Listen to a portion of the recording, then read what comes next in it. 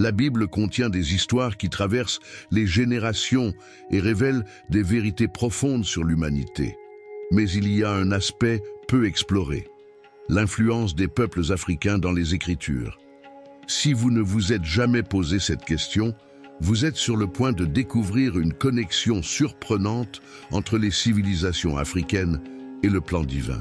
Préparez-vous pour un voyage qui pourrait changer votre vision des origines de la foi et du rôle des peuples qui ont façonné l'histoire sacrée. Dès le commencement, Dieu a créé l'humanité dans sa diversité et les civilisations africaines font partie intégrante de ce plan. Le récit biblique mentionne divers peuples qui ont joué des rôles fondamentaux dans le développement des nations, y compris l'Égypte, la Nubie et Canaan. La richesse culturelle et historique de ces peuples a directement influencé des événements cruciaux des Écritures, prouvant que la Bible ne se limite pas à un seul peuple, mais englobe la grandeur de la création de Dieu dans toute sa complexité. Si vous désirez approfondir votre spiritualité et renforcer votre connexion avec Dieu, il existe quelque chose qui peut transformer votre vie. Le journal de prière, 30 jours pour une rencontre profonde avec Dieu, est un guide essentiel pour ceux qui cherchent à renouveler leur foi et à trouver une direction spirituelle. Il propose des réflexions quotidiennes, des prières puissantes et des enseignements qui toucheront votre âme. Le lien pour vous le procurer se trouve dans le premier commentaire épinglé de cette vidéo. Ne manquez pas cette opportunité de transformer votre cheminement spirituel. Maintenant, plongeons dans cette histoire fascinante. La relation des peuples africains avec la Bible commence juste après le déluge, avec Noé et ses 3 fils, Sem, Cham et Japheth. Selon le récit biblique, Cham eut 4 fils, Cush, Mizraïm, Put et Canaan. Chacun de ses descendants donna naissance à des peuples qui jouèrent des rôles centraux dans le récit biblique et influencèrent la formation de civilisations puissantes. Cush est souvent identifié avec la région de la Nubie et de l'Éthiopie. Tout au long de la Bible, nous trouvons plusieurs références à Cush comme une terre de personnes à la peau sombre, dotée d'une grande influence militaire et économique. Ésaïe 18 décrit Cush comme un territoire de guerriers redoutables et de diplomates qui envoyaient des ambassadeurs par de grands fleuves. Jérémie 13-23 mentionne l'identité des Cushites en posant la question « Le Cushite peut-il changer sa peau ?» Cette reconnaissance des caractéristiques physiques et culturelles de Cush renforce son importance dans l'histoire sacrée. Un autre détail fascinant est que l'épouse de Moïse était Cushite. Dans Nombre 12:1, Myriam et Aaron critiquent Moïse pour avoir épousé une femme de Cush. Cependant, Dieu les réprimande, prouvant que son alliance ne se limite pas à une seule ethnie, mais s'étend à tous les peuples. Cet épisode montre que, dès les temps anciens, Dieu démontrait déjà que son message était universel et que toutes les nations avaient un rôle dans son plan. Mizraïm, quant à lui, est identifié avec l'Égypte, l'une des civilisations les plus influentes de l'Antiquité. L'Égypte fut un centre de savoir, d'architecture et de religion, jouant un rôle essentiel dans l'histoire des Hébreux. Les Israélites y cherchèrent refuge pendant des périodes de famine, comme dans les cas d'Abraham et de Joseph. Plus tard, l'Égypte deviendrait le théâtre de l'oppression du peuple hébreu et de la puissante délivrance menée par Moïse dans l'Exode. La relation entre Israël et l'Égypte est complexe. D'un côté, l'Égypte servit de lieu de refuge et de provision. Joseph, vendu comme esclave par ses frères, accéda au pouvoir en Égypte et sauva de nombreuses vies pendant une grande famine. D'un autre côté, l'oppression des Hébreux par le Pharaon donna naissance à l'une des histoires les plus emblématiques de la Bible, les 10 plaies et l'ouverture de la mer Rouge, qui marquèrent la libération du peuple choisi. Cette dualité entre refuge et oppression fit de l'Égypte l'un des décors les plus importants de la Bible. Put, un autre descendant de Cham, est associé aux régions de la Libye et du nord de l'Afrique. Bien qu'il soit moins mentionné, il apparaît dans des prophéties bibliques liées à des alliances militaires.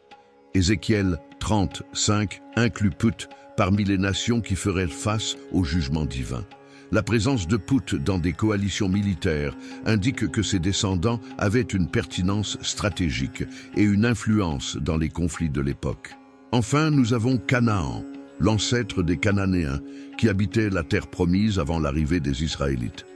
Canaan et ses descendants sont souvent dépeints en conflit direct avec Israël, mais leur culture influença significativement la région. Les Cananéens pratiquaient des rituels idolâtres, ce qui poussa Dieu à ordonner leur destruction afin que les Israélites restent fidèles à son alliance. Cependant, la relation entre Israélites et Cananéens ne fut pas uniquement guerrière, mais aussi marquée par des échanges culturels et des interactions qui impactèrent l'histoire du peuple de Dieu. Les descendants de Cham ne furent pas seulement des personnages bibliques éloignés, mais des protagonistes d'événements fondamentaux qui ont façonné l'histoire de l'humanité. Leur influence fut immense, depuis l'Égypte avec sa splendeur et ses relations complexes avec les Israélites, jusqu'à Cush et sa présence constante dans les prophéties et l'histoire des patriarches. En analysant ces récits, nous réalisons que la Bible n'exclut aucun peuple, mais les intègre dans le plan divin. Acte 17, 26 affirme « D'un seul sang, il a fait toute l'humanité pour habiter sur toute la terre. » Cela signifie que, quelles que soient les origines, tous font partie de la même création de Dieu et partagent un dessein dans son histoire. De plus, Apocalypse 7:9 présente une vision céleste dans laquelle une grande foule de toutes les nations, tribus, peuples et langues adorent Dieu. Ce passage réaffirme que la diversité de l'humanité n'est pas un hasard, mais une manifestation de la gloire divine. Les civilisations africaines, souvent négligées dans les études bibliques conventionnelles, ont eu un impact significatif sur le contexte spirituel et historique des Écritures. La présence de personnages et de nations africaines dans la Bible révèle que Dieu a toujours eu un plan englobant, incluant toutes les ethnies dans son alliance. En explorant ces connexions, nous sommes invités à voir la Bible sous un nouveau jour, comprenant que la foi transcende les frontières et que le plan divin est destiné à toute l'humanité. Cette vision nous encourage à valoriser la diversité, à reconnaître la richesse des cultures et à comprendre que l'histoire du salut est une histoire partagée par tous les peuples. Si cette réflexion vous a apporté de nouvelles perspectives, n'oubliez pas de vous abonner à la chaîne et d'activer les notifications.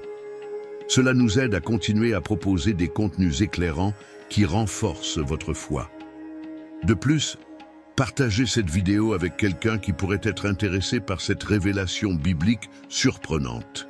L'histoire des peuples africains dans la Bible nous rappelle que Dieu a toujours agi dans toutes les nations, appelant des personnes de différentes origines à faire partie de son plan.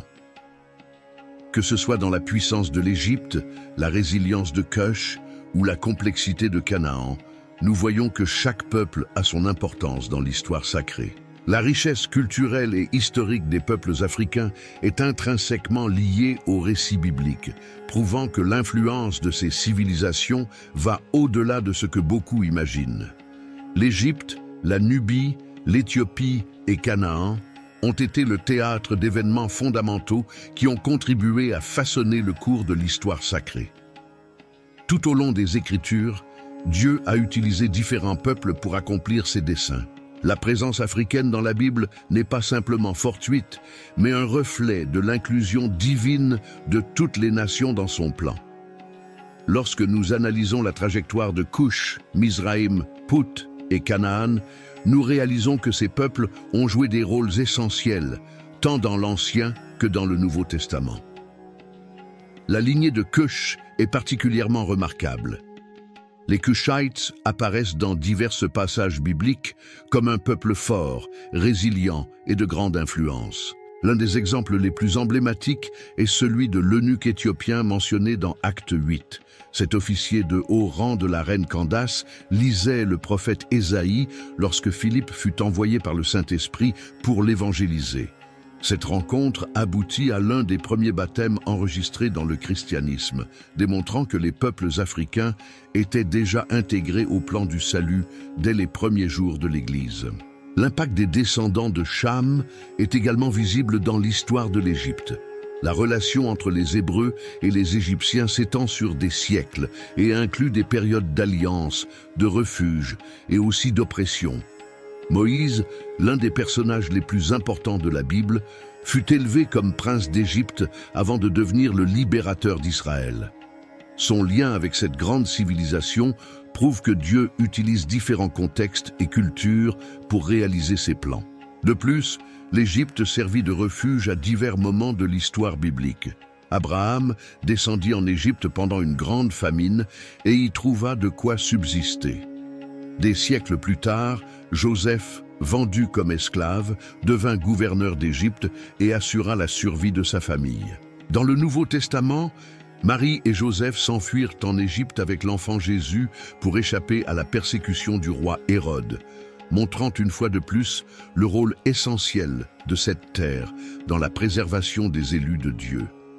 Un autre descendant de Cham, Put, bien que moins souvent mentionné, était reconnu pour son influence militaire.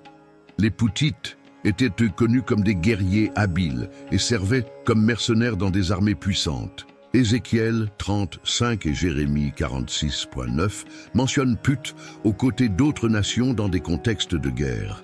Cela démontre que les descendants de Cham étaient impliqués dans des alliances et des conflits qui ont façonné la géopolitique de l'époque. Quant à Canaan, le plus jeune fils de Cham, il figure parmi les peuples les plus mentionnés dans la Bible.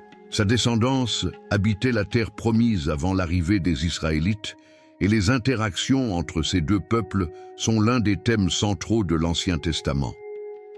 Canaan et ses descendants, les Cananéens, étaient connus pour leurs pratiques idolâtres et représentaient un grand défi pour les Israélites. Cependant, l'influence culturelle cananéenne a également laissé des traces dans l'histoire du peuple de Dieu. La conquête de la terre de Canaan, dirigée par Josué, symbolise l'accomplissement des promesses de Dieu, mais elle porte aussi des leçons sur la foi, l'obéissance et les conséquences de l'idolâtrie. La présence des Cananéens dans le récit biblique souligne la complexité des interactions entre les peuples anciens et la manière dont Dieu a utilisé ces relations pour enseigner et discipliner sa nation choisie. Malgré les conflits, il y a des moments dans la Bible qui montrent l'inclusion des Cananéens dans le plan divin. L'un des exemples les plus frappants est celui de Rahab, une femme cananéenne qui aida les espions israélites avant la chute de Jéricho. Sa foi la sauva, et elle intégra le peuple d'Israël, étant même incluse dans la généalogie de Jésus. Cet épisode démontre que Dieu ne rejette pas les peuples ou les ethnies, mais valorise ceux qui font preuve de foi et d'obéissance à sa parole. Un autre point important est que les nations issues de Cham sont mentionnées dans diverses prophéties. Sophonie 3.10 fait référence à l'Éthiopie, déclarant que, d'au-delà des fleuves de l'Éthiopie, ceux qui m'adorent, le peuple dispersé, m'apporteront des offrandes. Ce passage réaffirme que les peuples africains n'étaient pas éloignés du plan divin, mais en faisaient partie et étaient reconnus pour leur dévotion au vrai Dieu. Ésaïe 45.14 mentionne également les Couchites comme un peuple de grande stature et d'importance, prédisant qu'un jour, ils reconnaîtraient la souveraineté du Dieu d'Israël. Ces prophéties ne se contentent pas de valider la présence africaine dans la Bible, elles pointent aussi vers un avenir où toutes les nations se prosterneraient devant le Créateur.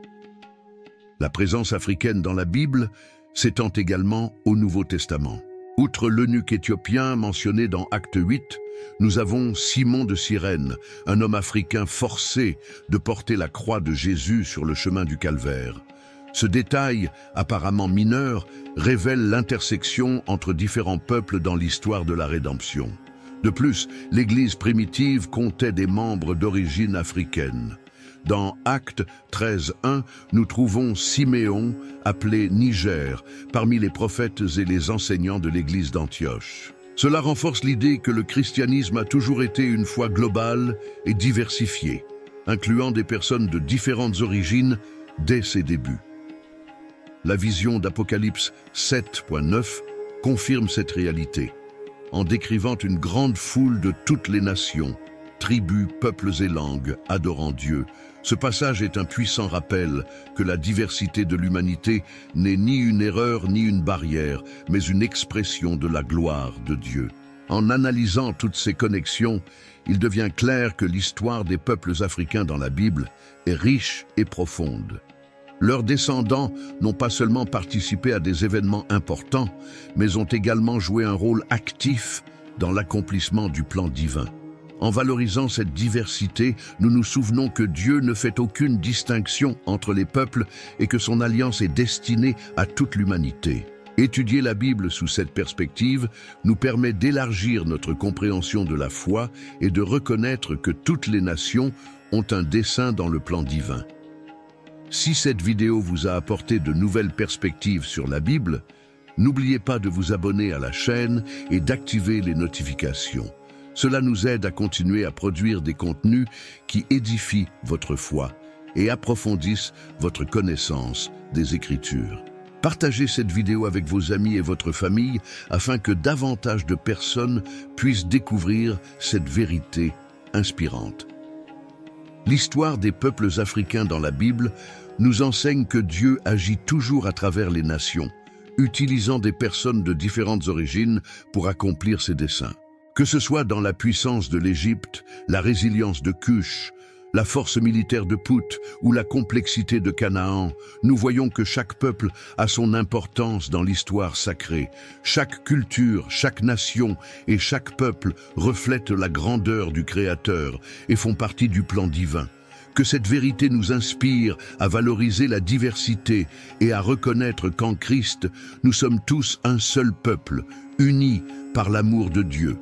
Que Dieu vous bénisse et à bientôt pour la prochaine vidéo.